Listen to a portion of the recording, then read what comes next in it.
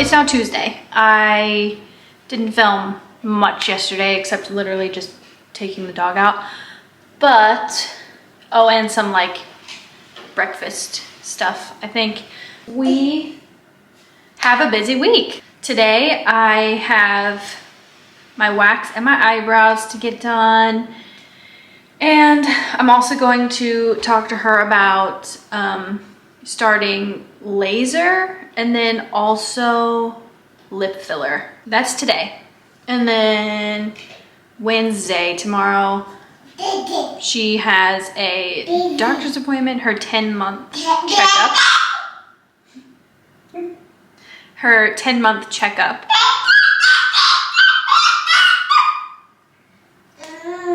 And then Thursday, we have nothing, but I think I'm going to go to the mall because there was something I needed, but now I can't even think about it. We need to get the car washed, and that is over there. Oh my gosh, what was it?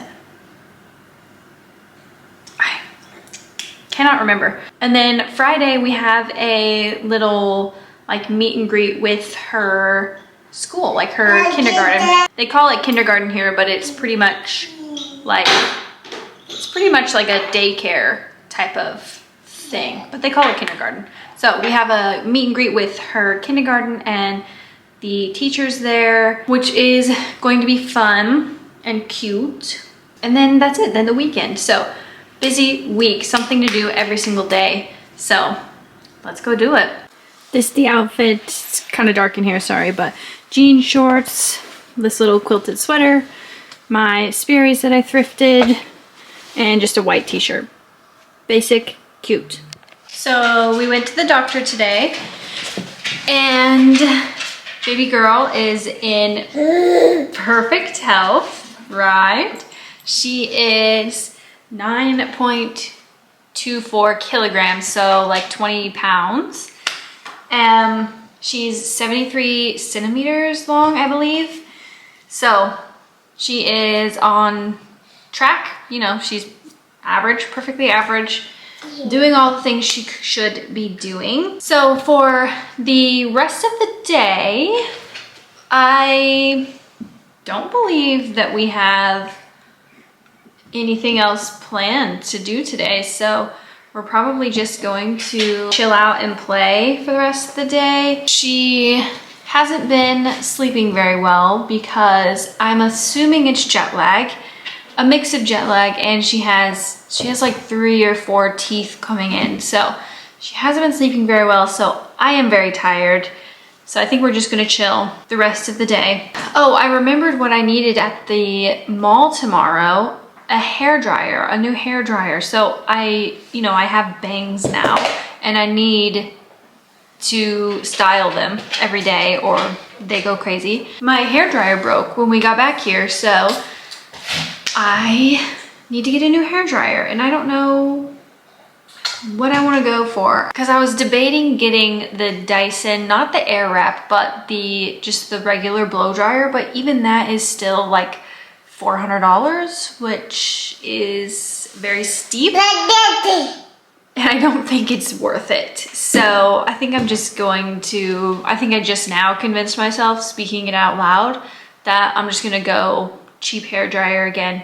Plus, I always feel like the cheaper hair tools perform better. I've always bought really cheap hair straighteners and I feel like they work so much better than expensive hair straighteners. I don't know if that's just from when I was like in high school and actually using these hair tools and I've just programmed that into my head. Maybe it's different now. I don't know. But speaking on that, I bought a hair straightener when I was in high school and I still use it to this day. So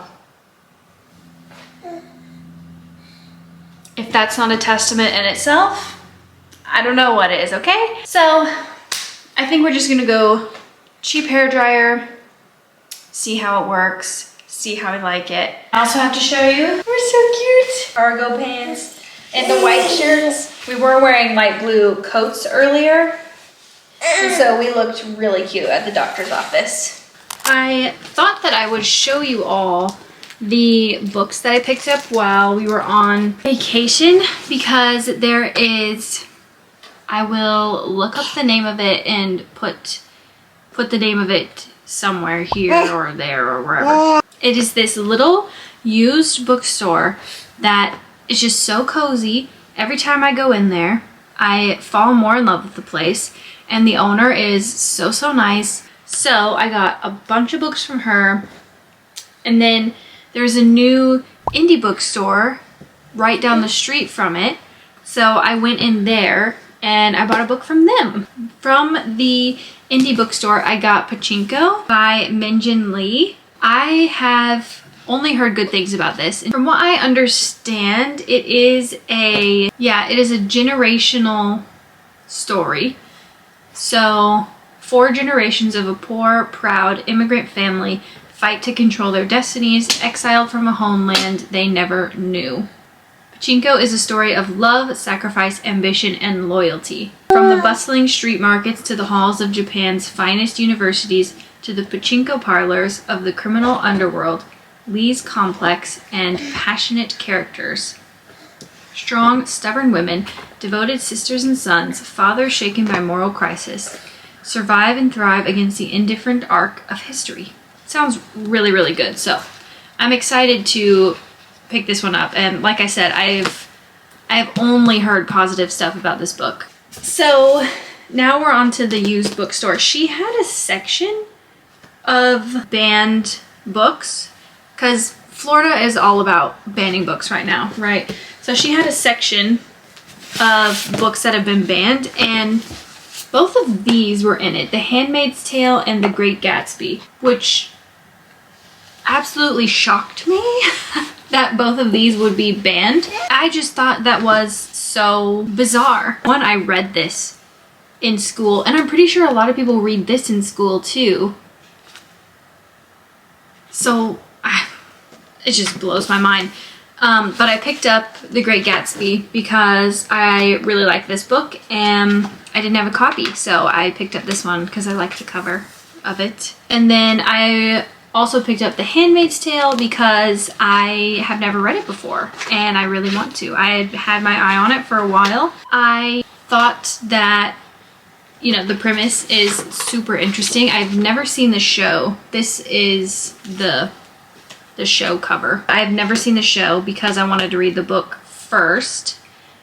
You know, it has some scary parallels to today's world. It's so funny. On the back, the quote literally is, "An excellent novel about the directions our lives are taking. Read it while it's still allowed." Next, I got The Underground Railroad by Colson Whitehead. This one is kind of the same as Pachinko. I've not heard any negative words about it at all. So I believe it is about Cora, who is a slave in Georgia, and she meets Caesar, who is another slave, and they go on this journey to escape on the Underground Railroad. The author has made the Underground Railroad like an actual train and a series of tracks and things, that tracks and tunnels beneath southern soil. From what I just read, it sounds amazing, and like I said, I've only heard good things about it. So when I saw it, I decided to pick it up. Then we have The Road by Cormac McCarthy. This one I chose solely based on, I think it's Books Are Sick, who said that this was amazing. And I think he said it was his favorite book of all time. That's why I picked it up when I saw it, because he convinced me. It's a father and a son, and they're walking through post-apocalyptic America. They're trying to get to the coast, although they don't know what is waiting for them there. Oh, cute. It says, "The Road is the profoundly moving story of a journey. It boldly imagines a future in which no hope remains, but in which the father and his son, each the other's world entire, are sustained by love." That sounds so nice. Then I picked up People We Meet on Vacation by Emily Henry. You know, this is the girlies' favorite. So I saw it in the window and I had to pick it up. Two Best Friends, 10 Summer Trips, One Last Chance to Fall in Love. Okay, so it's friends to lovers. Yeah, I don't know much about it, but I know that I want to read some Emily Henry this summer because I now have this one and I have Happy Place that I also want to read. So we'll definitely be doing that. And then lastly, I picked up Billy Summers by Stephen King. She has an amazing Stephen King collection. It's just a lot of his books that I had never heard of, except for this one, one that I got last time I was there, which was Gerald's Game. But they're all like beautifully hardback and protected. So I don't know why, if maybe she got like a library's old collection or something. But this one I had heard of, and I've heard a lot of people rave about it and really like it. So when I saw it, I picked it up. I read Holly by Stephen King last year? Yeah, I read Holly by Stephen King last year. And I really enjoyed it, although I don't think I went into the Stephen King universe correctly. So, because I'm pretty sure Holly and that character is a part of a whole other chain of books that Stephen King has written. So I need to look up, you know, how to actually like get into his whole, you know, his, what is it, discography, but bibliography. The discography, but the book version of that. I see a lot of people talk about this book as their first Stephen King, so that's why I picked it up, but I still need to kind of do a little bit of research on it. That is all, and Pachinko is on the floor because my daughter was playing with it. But that is all the books that I picked up while I was on vacation. Trust me, I'm just as surprised as you that I got these all in my suitcase and it was not overweight. It was very close, but it was not overweight. So my husband is out with his friends tonight, so it is a girls' night in. It is going to be extremely chill. We are both really tired because she woke up around midnight 1 and wouldn't go back to sleep, and then my anxiety just went through the roof and I could not fall back asleep until like 3 in the morning, which feels awful today. So it is going to be quite literally a very chill girls' night in. I'm gonna do her whole night routine, feed her, bathe her, dress her, all of those things, and then she's gonna go to bed, and then I'm probably just gonna read my book.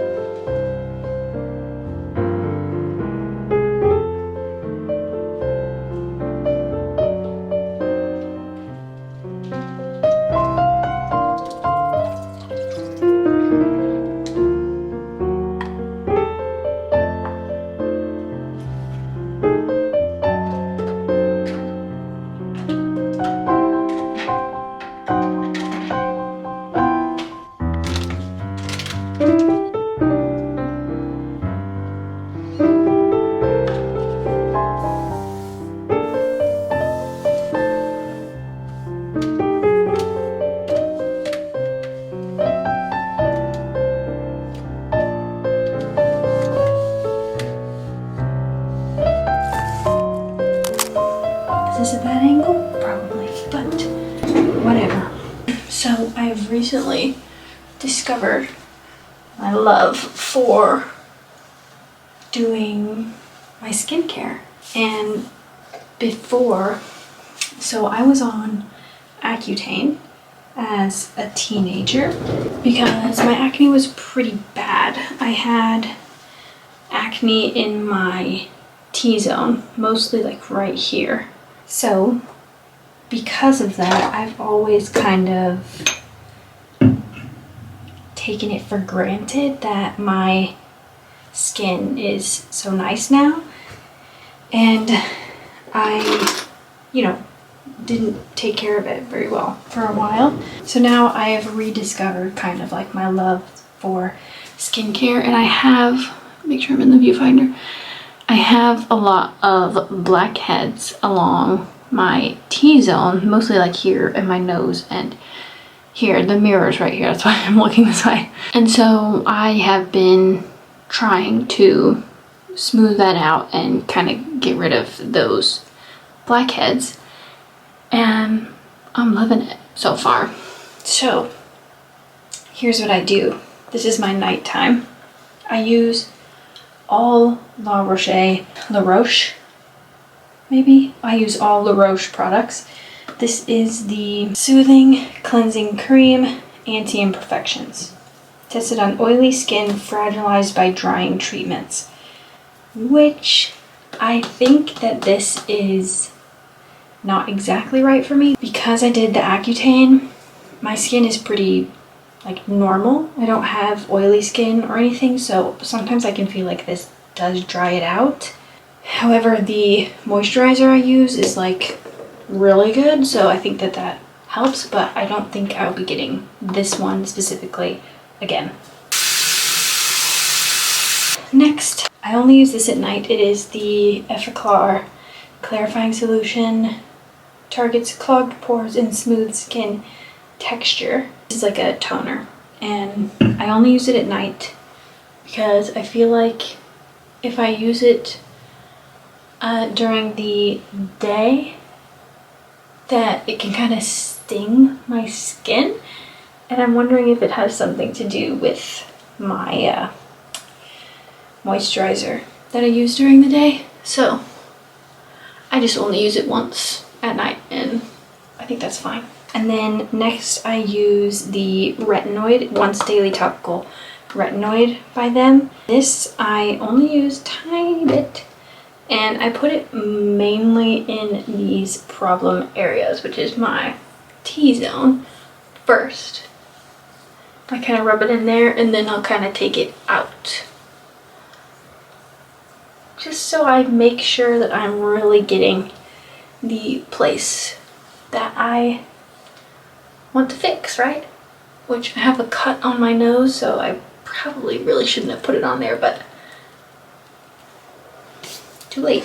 The moisturizer that I use at night is the Cicaplast Balm B5 Plus Ultra Repairing Soothing Balm. I feel like this stuff really just coats my skin and like hydrates it, so that's why I use this one at night. 4 steps, not bad.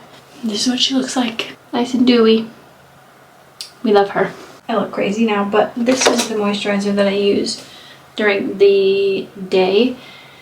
It's just Double Repair Face Moisturizer with SPF 30, and I really like this one for daytime because it doesn't feel as tacky as the one that I use at night. So that's why I like this, and it has SPF, so